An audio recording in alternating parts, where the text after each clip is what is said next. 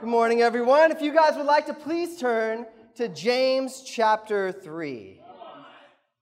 My name is Sean, and I'm honored just to speak to you guys today about James chapter 3. But before we jump straight into the chapter here, I want us to kind of understand and a little bit about what James has been talking about, kind of get like a running start in chapters 1 and 2 before we jump in here. See, it's pretty cool what James is really talking about here. In James chapter 1, verse 2, he first talks about, hey, consider it pure joy, my brothers and sisters, when you go through many trials. Drop down to verse 5, he asks, hey, but you have to ask God for the wisdom that you lack. Verse 13, he said, no one should say that God is tempting me. Verse 19, hey, you need to be slow to speak. 22, hey, we need to be doers of the word, not just talkers. Verse 26 through 27, it says, hey, if you consider yourself righteous, meaning you just say that I'm good, but have evil deeds, your religion is worthless. Then goes on, he keeps talking about this same thing. In chapter 2, verse 3, he says, all you say is sit here and sit there, and you have this class separation between the rich and the poor in your life. Dropping down to verse 12, hey, you need to speak and act correctly. 14 through 26, he talks about those who just say they have faith, but he says, hey, I want you to show it. I thought about that where it talks about, hey, just faith alone. I thought about a good title for a sermon or maybe even a book. Think of this. Just picture this in your mind.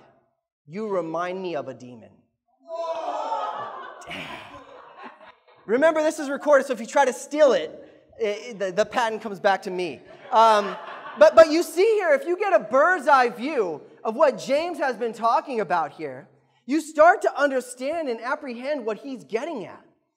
He has been addressing a pack of, I would call them talkers, people that are just saying a lot of things.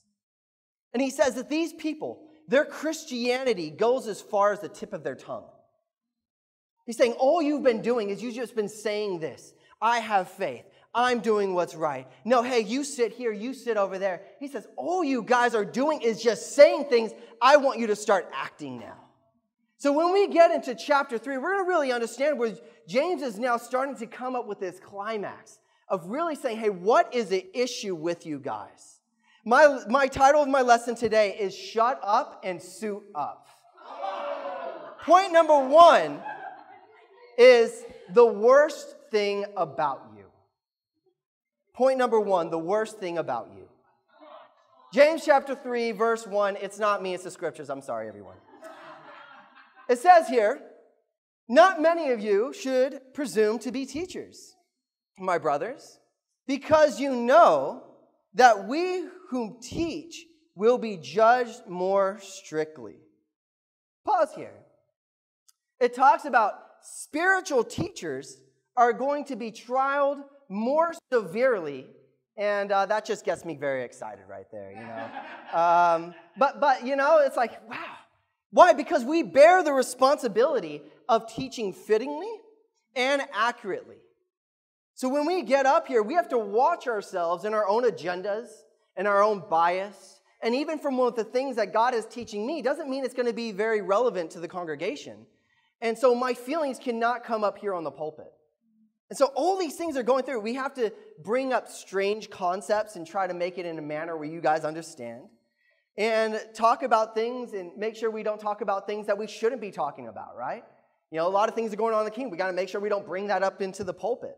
But some of you might be thinking to yourself then, take that, Joe. See, I shouldn't be a leader. I know what you're thinking. No, that's not what the scriptures mean. Remember, he's talking to people that are specifically just talking the talk, but not walking the walk. Being a teacher doesn't automatically mean don't be a leader.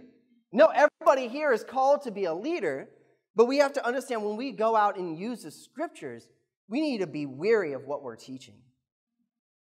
It is a warning that not just to lower our expectations of being leaders, but really to understand, hey, our words hold a lot of weight. Are you going out there and speaking the right things?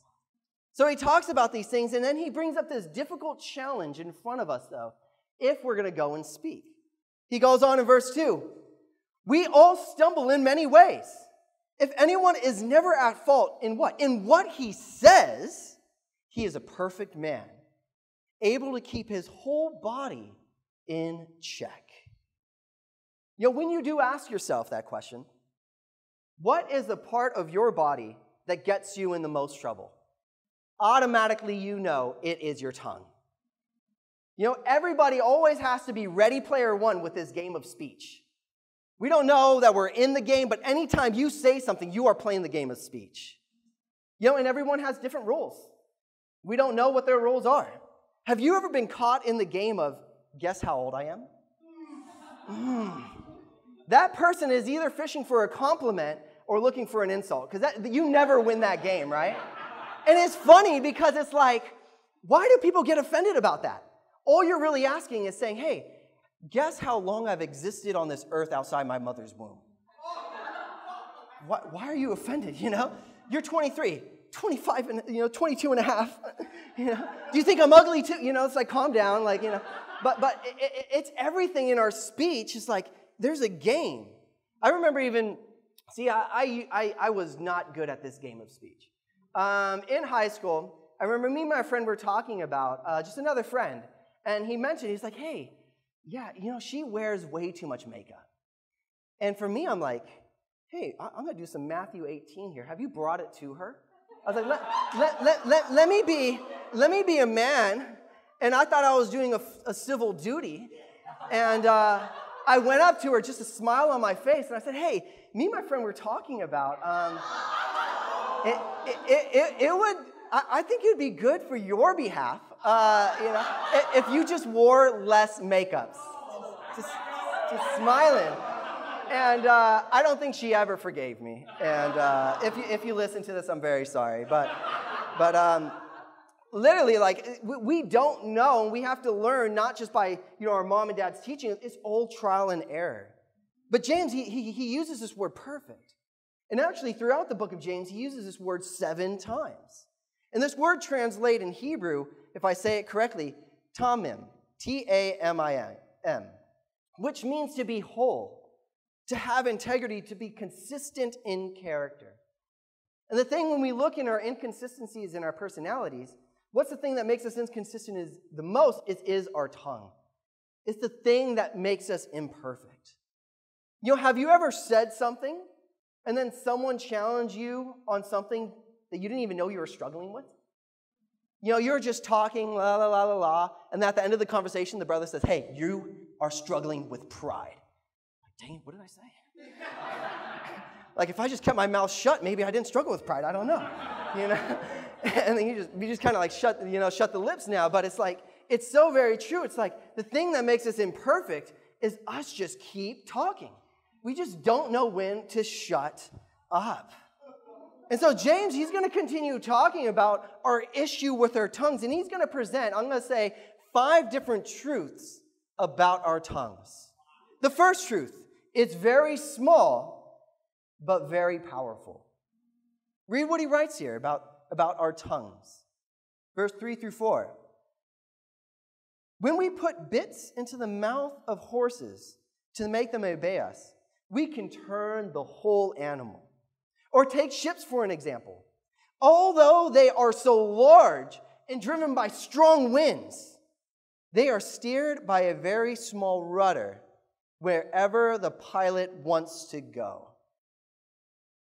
Have you ever actually got really up close with a horse? Those things are massive. Their muscles are just rock solid. What it's talking about, those huge ships, the rudder is that little bit on the end that you can direct the ship with. He says that is like a tongue. You can control the whole beast when you just put a little bit in its mouth. It's kind of like you can control the brothers if you put food into their mouth, right? These brothers will do anything for you if you cook them dinner. But it's saying your tongue, the things that you say can make a huge impact. Very, very powerful.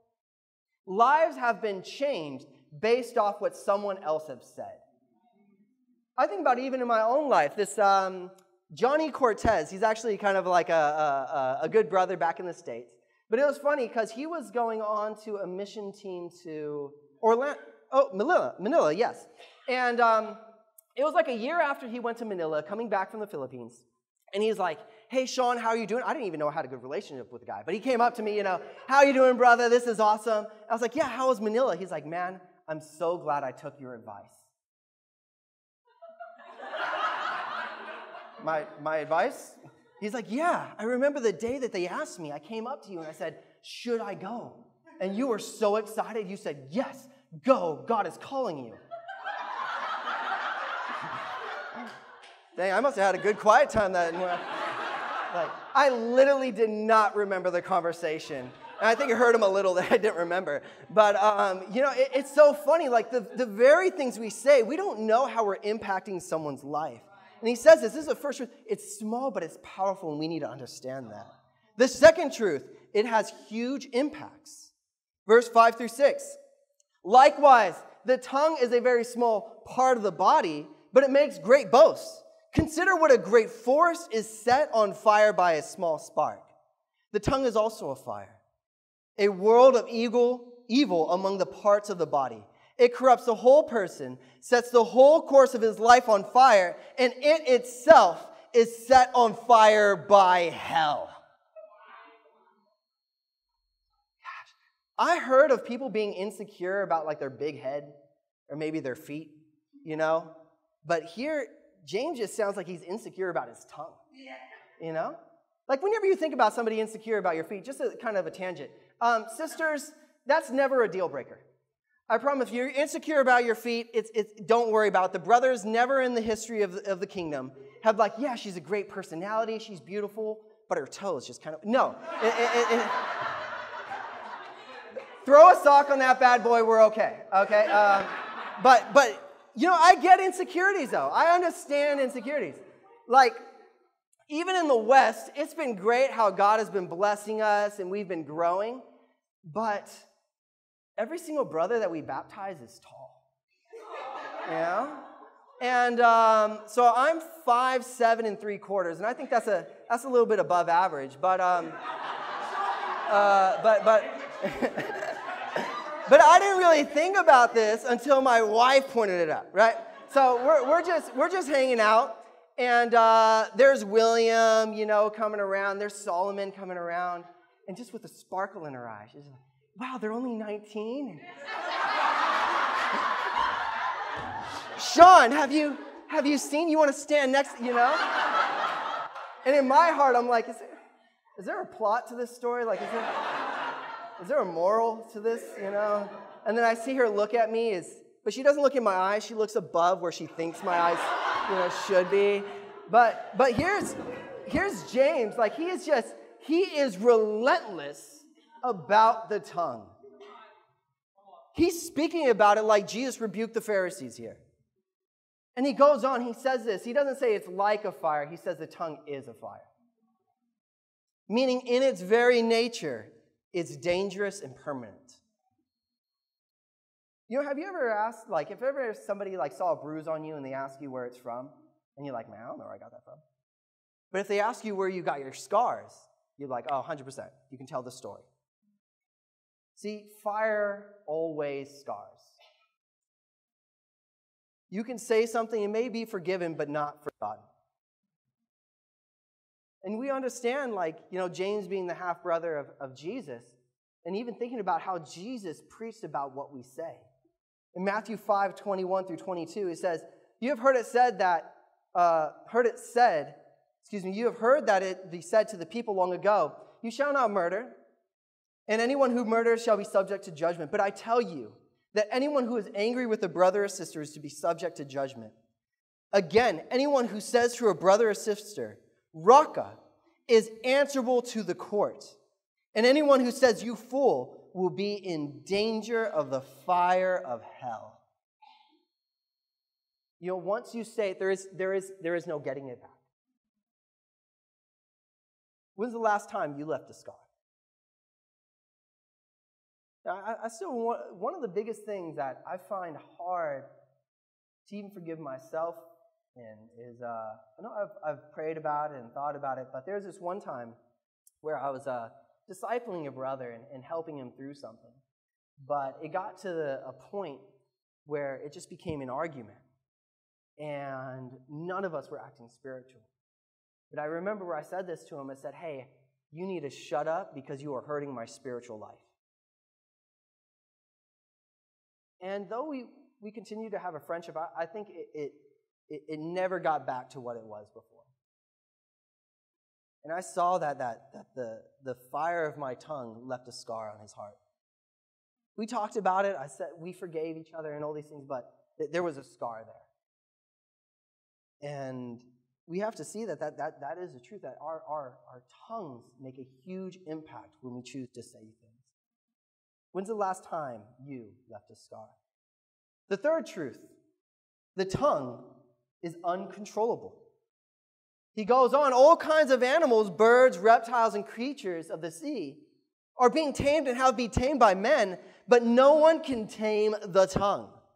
It is a restless evil full of deadly poison. You know, have you ever tried controlling what you say?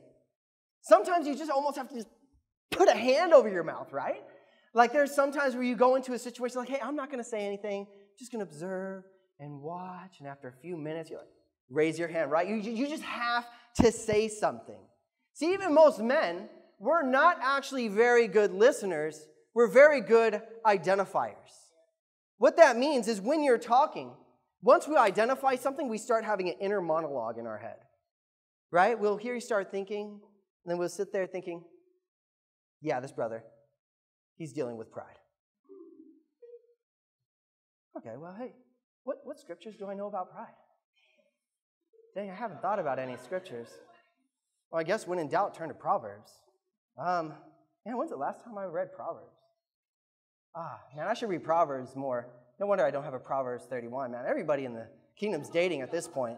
I need to start reading Proverbs again. Oh, he's still talking. And then after he's done, okay, hey, brother, yeah, I hear you. Can you turn to Proverbs? Right. That's men, right? It's like we don't understand, like, hey, our tongue is uncontrolled. All we think about is the next thing we want to say. The fourth truth, it's horribly inconsistent. Verse 9 through 10, with the tongue we praise our Lord and Father, and with it we curse men, whom have been made in God's likeness. Out of the same mouth come praises and cursings. My brother, this should not be. Can both fresh water and salt water flow from the same spring? My brothers, can fig trees bear olives or a grapevine bear figs? Neither can a salt spring produce fresh water. Picture this. God, you are altogether beautiful and loving, Father. Dad, I love you so much, and I'm thankful for your creation. It's so beautiful. You are so creative, God. Dad, I love you. Hey, I don't really like how this brother or sister looks. Yeah, I mean, it's just like, why are they like that? I just don't get it. I don't like their personality. You know, picture this again. God, I just pray, Father, that God, you can just answer the prayer of getting this person baptized, Dad. I want them to become a Christian, Father. I just want them, God, please, just help them realize all the gifts that you have. They are just a blessing in my life. A few months later, Father, why won't they repent? Why are they just like a burden in my life, God? Dad, can you just sort them out, Father? Dad, I don't know what happened to them. Out of the same mouth come praises and cursings. You know, our past blessings are now our struggles and our prayers.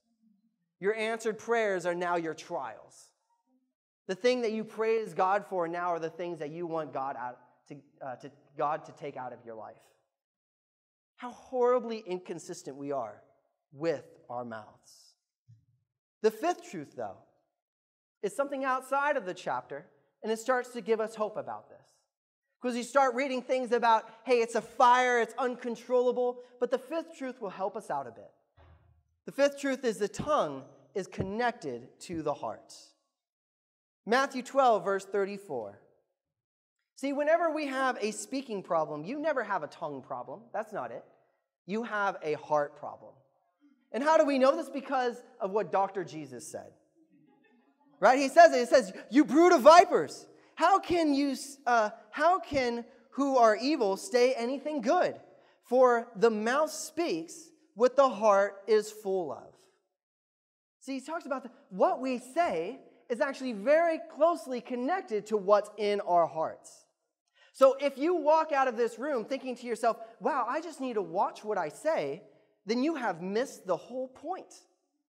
No. It's uncontrollable. You can't do it. You can't do it on your own. Instead, you have to understand, no, you have to fix your heart. Because some of us can be like, oh, well, I just said that and I didn't mean it. No. Understand this truth is connected to your heart. See, you know why you're not a good listener? Because you're selfish.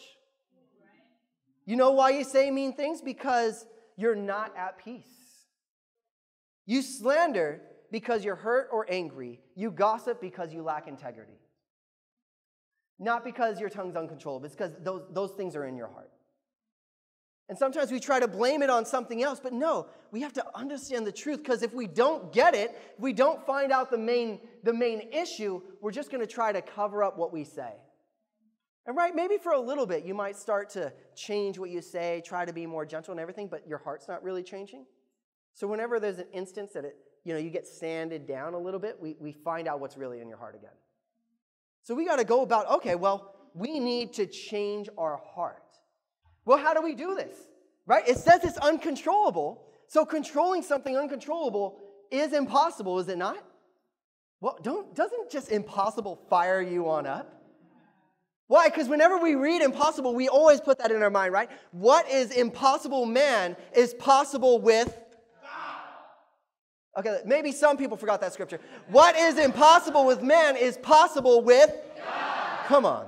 See, it electrifies you, because you start to understand, wow, this can only be changed by God. I can't pull this off on my own. You know, one of the best news in the Bible is that what's impossible with you is possible with God. So here, I think, are 5 quick practicals on how you can go about changing your heart and therefore changing your speech. One is you need to understand, again, the truth about your tongue. That it's very easy when you hear these things about the fire, it's uncontrollable, that maybe the first thing that pops up into your mind is how someone has maybe hurt you. But you got to understand, hey, try to think about that you are guilty as well. When was the last time you said something wrong? Once you got that in your mind, the second thing is right your wrongs. Go to whoever that person is and apologize and really start dealing with it on a heart issue. Not just saying, hey, this is something that I just said, but saying, hey, these are my true feelings and I need to sort it out, not for you, but for me. The third practical is do it again tomorrow. The fourth is do it again tomorrow. The fifth is do it again tomorrow. This isn't going to change right away. It's a heart issue. We got to be looking at our tongues and knowing that it's uncontrollable, it's a fire, and we have to set our heart on every single day saying, God, I am lifting this up to you, and you need to help me on out. Point number 2, so you think you're wise. So he talks about the tongue, but he talks about something even deeper in our heart, our wisdom here. James chapter 3, verse 13, who is wise and understanding among you? Let him show it by his good life, by deeds done in humility that comes from wisdom. You know, James starts off asking this question that most wise men wouldn't answer, right? Who is wise among you? It's kind of like me saying, hey, church, raise your hand if you're humble. Right? All the humble people are like, no, I can't do that now. We know you can't answer that. In the same way, he's like, who is wise among you? Well, guess what? Before he gives them an answer to say, hey, it's me, he stops them and says, show me. See, any fool can know. Any fool can get information. But the point is understanding it and living your life according to that knowledge. See, the sad thing about most people is that they gather knowledge faster than they gather wisdom. That they're taught how to learn before they know how to think for themselves. We even live in a world that is full of knowledge but no wisdom. Information but no transformation. And so it's saying here, now wisdom is not just understanding and gathering the facts, it's living according to those facts. You know when you're unwise. Have you ever had this where you've done something and you said to yourself, dang, I knew I shouldn't have done that. Right? You know, I'm one of those people who when I set my heart onto something, I want to complete it. Now, as much as that can be a slogan for perseverance, it's also a slogan for stupidity. So I remember this one time, actually, I don't know, the church has grown a lot, so you may have not heard this story. But there's this one time I set my heart onto learning how to do a handstand. And I was going at every single day, you know, doing the go against the wall, do the push-ups or whatever, all those things, right? But I lived in kind of like a studio apartment where the kitchen and the living room were like the same room. And so I remember my roommate at the time, he's like, bro, I don't know if this is a good place to do it. I said, bro, I'm persevering. You know, I'm going to learn how to do this. But anyways, on one time, I was going up, my heel hits the back of the oven, and the oven door just breaks. And in slow motion, I just see the glass shattering, right?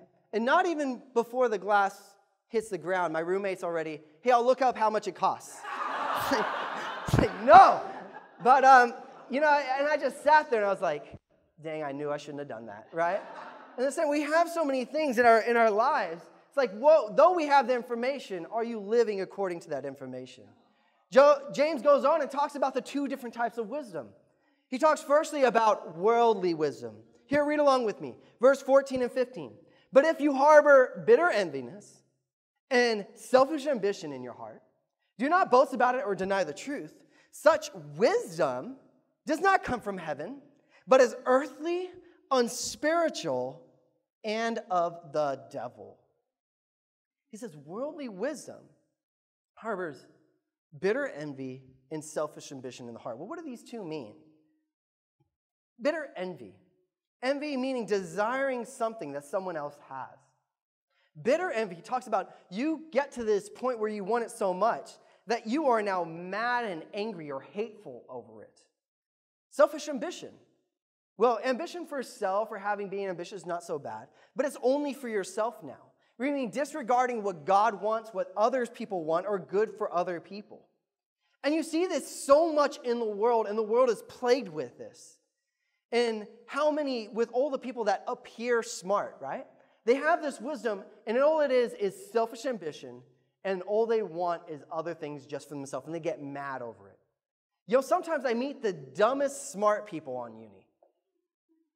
Right? They have all these degrees. They're studying something I know nothing about. They can paint a picture. I don't understand what they're talking about. But yet, they're living their life with stupidity. Why? Because they live their life and thinking that if I chase my ambitions, I'm going to be happy. That's not smart. Like, oh, if I just live up to my parents' expectations or the expectations around me, then that's a good way to live my life. I'm like, no, that's not wise. That's not how to live a life. Right? And you realize that after you step out of that. And it's a very difficult thing to do, though. Why? Because most people think that's a wise thing to do. But I love looking at the people in the congregation even and seeing how much people are courageous when they step out of this. I think about Lon, even her just talking about her communion today. Think about how much effort and work it takes to become a lawyer. And she gets to that point and says, I'm going to give it all up for God. Wow. I think about different people like Patrick or Liz who had to stand up to their parents. And Liz almost getting disowned and Patrick getting threatened to not ever be paid for his university anymore. It's like in other people, that's like, man, that's unwise.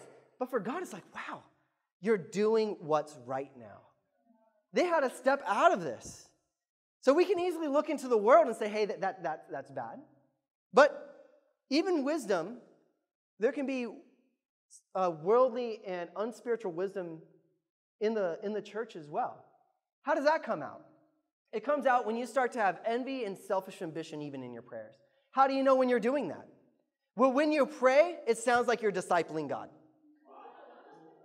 You pray with like this plan that God should do, right? Have you ever said this prayer and made this mistake? God, you should do this in my life. God, there's a situation I want you to do this. It's like you're calling the shots now. You started to get unwise. Think how unwise that is if a servant went to a king and told him, do this. Most people around would step away from that person. Like, I don't want to be known with that guy. In the same way in our prayers need to be different. It needs to remember John the Baptist of, God, how can I become less so you can become more? Father, these are things that I want in my heart, but God, get my heart around whatever you want me to do. See, one of the greatest compliments you can ever get in the church is not that you've changed so much and I cannot recognize you anymore. That's good, but the best one is, wow, hey, I recognize you. Oh, that's it. You look like Jesus now. Dang, what if somebody said that to you? Wow, I read about your actions in John chapter 5. I read it. That encompasses you now. That's one of the greatest compliments you can ever get. And he talks about here, verse 16, he goes on, for where you have envy and selfish ambition, there you find disorder and every evil practice. It says, out of these things come every evil practice. You can go to anybody in the world. I promise you. And there will be a sin that somebody will debate over. Right? There will be somebody out in the world that will try to sell you that sin is a good idea. No matter what sin you're talking about. Right? How many debates are there over abortion? Something that is automatically horrendous and not good to do. And yet people debate over these things. Like, are you serious? How in our right mind can we say killing an innocent child is okay?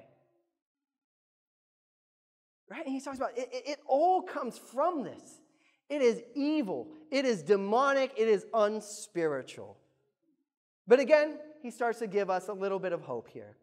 But hey, you need to have heavenly wisdom.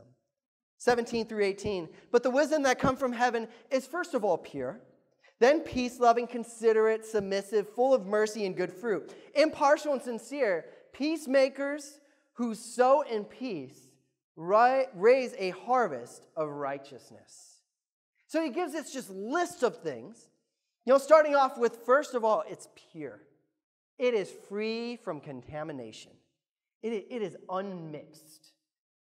Meaning when you are giving wisdom or insight or anything, it's not like sometimes people can have this heart. It's like, I only gave you advice so you look highly of me. Right? No, it's unmixed with selfishness. It's unmixed with your selfish ambition. I'm doing this purely out of my love for you. He goes on saying it's peace-loving, and later on says it's a peacemaker. So being at peace does not mean you're just not at war. That's not what it means. Just because you're not arguing with people doesn't mean you're at peace. It talks about here, you need to be a peacemaker, right? That's what Jesus was. He didn't promote war, but he promoted peace. When you walk into a situation that's hostile, do you create peace in it? He goes on, it's considerate and submissive. You have a regard for someone else's feelings when you speak, not just your own. You are inclined and ready to submit to someone and wanting to be humbly obedient, full of mercy and good fruit. Meaning when you speak, just like Jesus, he didn't just bring the truth. He said he brought the truth and grace. I think that's what's wise. You don't come in there just with a hammer, but with a plead as well. Saying impartial and sincere. That you're not biased, but you're totally fair in your judgment. You have to ask yourself, hey, are you consistent in your character and what you say? Think about it. Have you ever been in an argument, maybe with your wife or with somebody else, and like, well, hey, that's not what I said. That's not what I did. No, you have to listen. No, listen to me. And then someone gives you a call. Hey, bro. Hey, how are you doing, man? Yeah, no, I'm just having a nice chat here. How was your quiet time? But no, we got to talk about, hey. It's like, are you consistent? So many times we can even do that, right? Come into church and smile. Like, do you act that way outside? Does your household recognize this in there? Do they recognize the same person, or is it inconsistent? Right? He says, well, hey, we need not just to see, nobody is out of control of their temper. They need to learn how to control it. But he talks about, okay, well, previously in chapter 1, he says, well, hey, how do I get this wisdom then? How do I not make sure that I don't have this selfish ambition, but I have this wisdom that comes from God? Well, James chapter 1:5. If any of you lacks wisdom, you should ask God, who gives generously to all without finding fault, and it will be given to you. It says you need to ask God. But think about it. When you are in need, do you ask someone who doesn't have what you need? So I'll give you an example. So if I needed a ride to get back home, I know Pete loves me and he would give me anything, but I'm not going to ask Pete. Why? Because he doesn't have a car. Right? It wouldn't make sense for me to go to Pete. And in the same way, it's talking about, okay, well, we need to ask people who are generous as well. Well, I don't know, maybe it works for Barrick, but I'm not just going to go ask a random person for a ride. But in the same, I need to ask someone who I know is generous. In the same way, we look at all these things and we're asking everybody else other than God. I can't give these things to you. I can help and be observant and be discerning about your heart, but I can't change you. Why aren't you asking God for these things? Go to God in prayer. Learn and read from the scriptures. Go talk to him and ask him for the things that you specifically need from him in your prayers. Learn from the Bible and actually do what they say. So in conclusion, we all just need to learn to shut up and suit up in our own lives. The worst part about us is we need to stop just watching what we say. We need to not just look and watch what we say, but we need to look at what our words say about our hearts and change our hearts according to that. Do it every single day. Point number 2, so you think you are wise. Well, we need to understand this. It's pretty cool that list of things that talked about wisdom throughout that 17 is 18. We would almost describe that as love, right? You can almost substitute wisdom with love. In that same way, we got to look at it, well, hey, the wisest of us in God's eyes are those that are most loving. So we need to set our hearts on that. We need to learn to quiet our mouths, but have our actions be deafening by the way we show our love. And God be all the glory. Thank you very much.